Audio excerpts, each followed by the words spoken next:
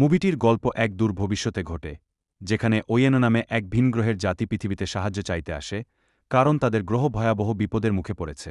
এলিয়েনরা শান্তিপূর্ণভাবে পৃথিবীতে আসে এবং কোনো আক্রমণাত্মক আচরণ দেখায় না, তাই মানুষ প্রথমে তাদের থাকতে দেয়।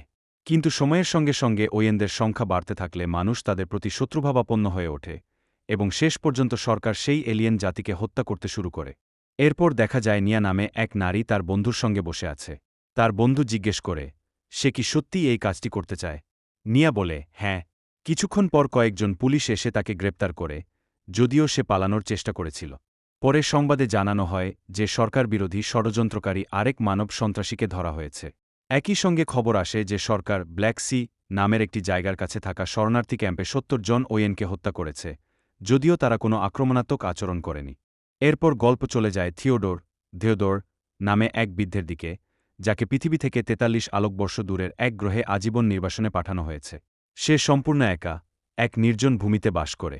তার কাজ হল খনিজ পদার্থ খনন করা, যা একটি কক্ষপথে থাকা স্যাটেলাইটের মাধ্যম।